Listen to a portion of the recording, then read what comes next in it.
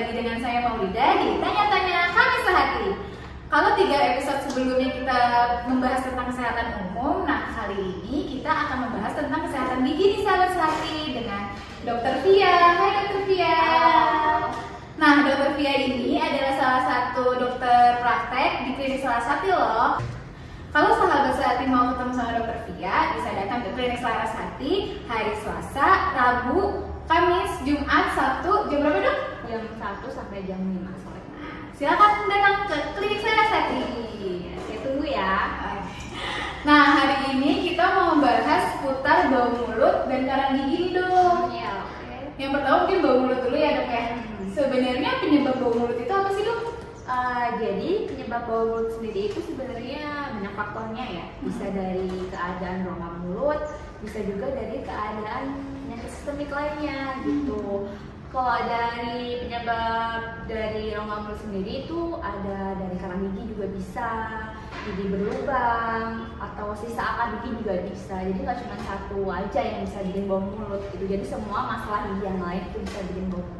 Oh, berarti semua masalah yang ada di rongga mulut kita itu bisa menyebabkan bau mulut ya dok ya?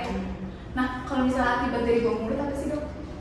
Akibat dari bau mulut itu sendiri sebenarnya bau mulut itu bukan suatu penyakit ya, malah salah satu tanda dari adanya penyakit. Jadi kayak misalnya kita punya penyakit sistemik atau penyakit yang ada di rongga mulut, itu bisa ditandai dengan adanya bau mulut gitu.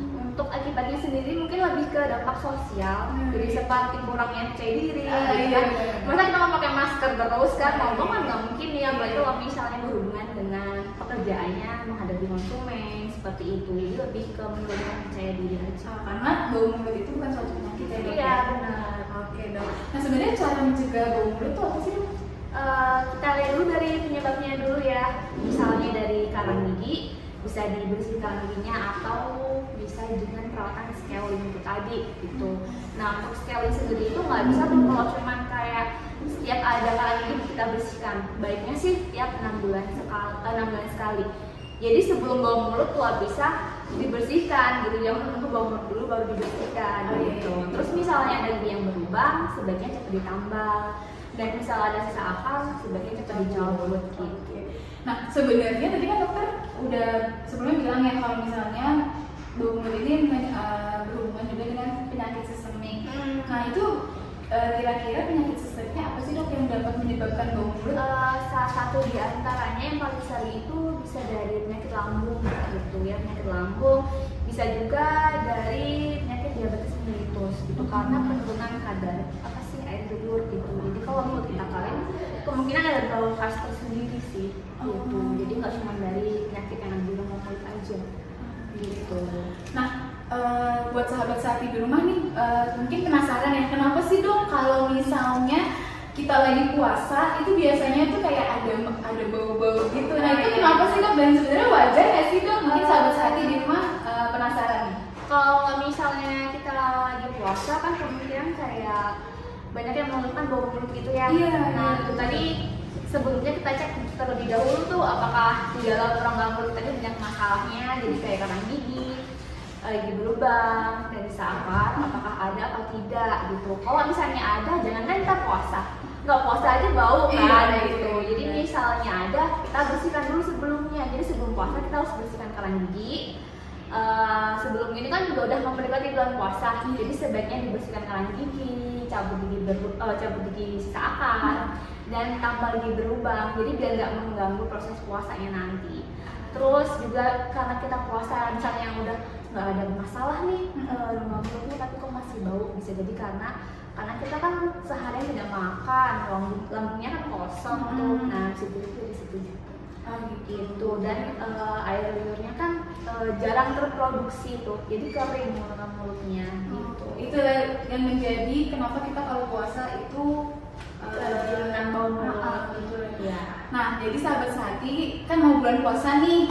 Nah, lebih baik sahabat sehati datang ke klinik Sarasati untuk membersihkan karang gigi atau mengecek ya, memeriksa apakah ada masalah-masalah di rongga mulutnya untuk menghindari bau mulut saat puasa nanti.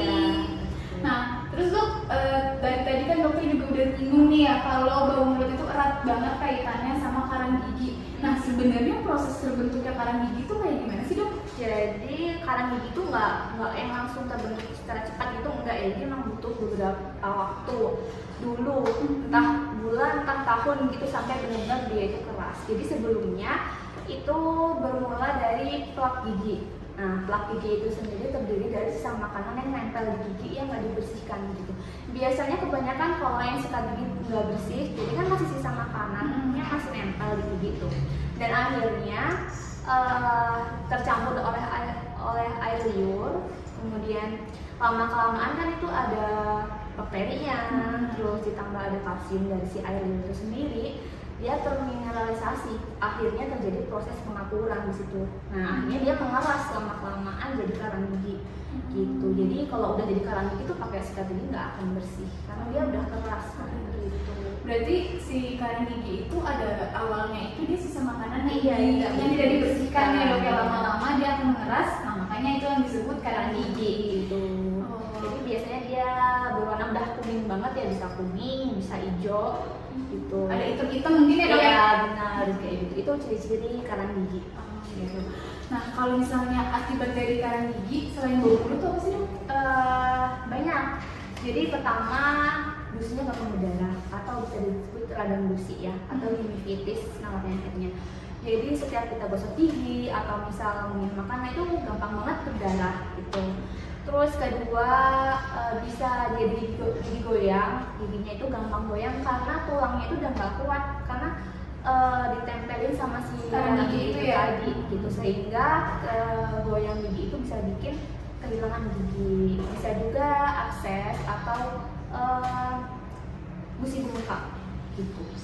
Jadi banyak sih faktor dari penyebab karang gigi itu sendiri. Jadi jangan disepelekan ya karang gigi itu. Jadi benar-benar yang kelihatannya sepele kalau dibiarin bisa berbahaya gitu. Jadi nggak cuma yang gigi yang udah busuk banget nih yang bikin penyakit, enggak. Karang gigi juga termasuk penyakit. Makanya itu ya dok, sahabat Sehati di rumah disarankan untuk membersihkan karang gigi secara rutin ya. Jadi kalau bisa itu mencegah ya daripada mengobati gitu. Jadi jangan ditunggu sakit dulu kalau untuk ke dokter gigi gitu. Berarti kalau karang gigi nggak bisa dihilangkan dengan sikat gigi ya dok? Mungkin sahabat Sehati di rumah mikirnya kayak bisa nih dihilangin dengan sikat gigi yang bersih yang rajin, tapi ternyata kalau udah menjadi karang gigi itu nggak bisa ya dok? Nggak bisa lah, pasti lebih sulit sih gitu. Yang ada malah gusinya tuh gampang berdarah karena kita terlalu keras menyikat gigi itu sendiri. Gitu ya. Nah, kalau misalnya membersihkan karang gigi sendiri itu dengan seperti apa sih dok? Dengan metode apa gitu? Kalau untuk membersihkan karang gigi sendiri itu dengan metode di scaling ya, pembersihan karang dengan scaling, dan itu hanya bisa dilakukan oleh tenaga kesehatan atau dokter gigi gitu. Nah, kalau misalnya cara mencegah karang gigi kayak gimana dok? Banyak sih.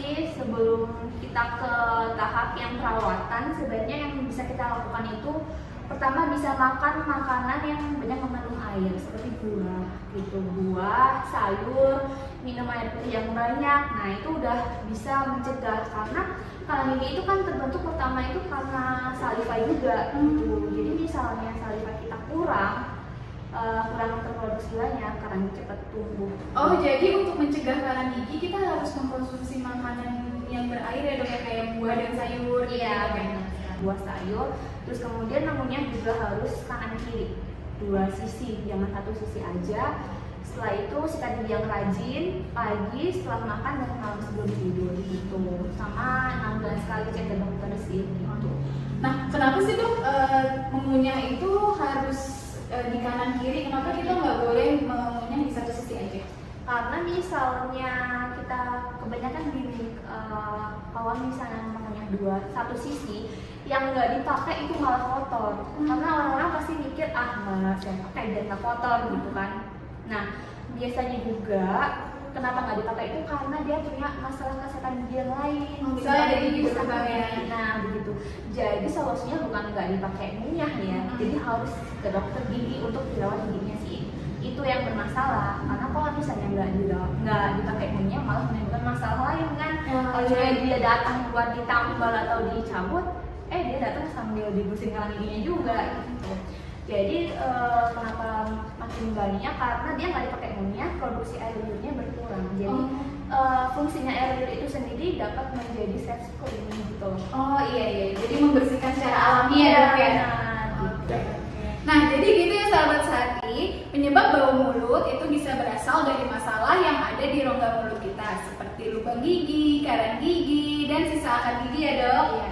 Nah penyebab bau mulut juga bisa dari penyakit sistemik lainnya, misal diabetes atau penyakit lambung ya dok ya. Untuk mencegahnya sahabat sehati bisa memeriksakan keadaan rongga mulut sahabat sehati ke dokter gigi. Jadi nanti misal kalau ada lubang gigi bisa ditambal, terus misal ada sisa akar bisa dicabut, dan kalau misalkan ada karang gigi bisa langsung dibersihkan atau di scaling ya dok ya. Nah terlebih lagi mau puasa kan sahabat sehati, biasanya kita kurang nyaman nih dengan bau mulut saat kita lagi berpuasa. Maka dari itu periksakan diri kalian di klinik Sarasati agar menjalani ibadah dengan lebih nyaman. Dok, pembahasan kita hari ini, terima kasih atas pembahasannya ya dok. Sama. Sangat bermanfaat banget nih dok.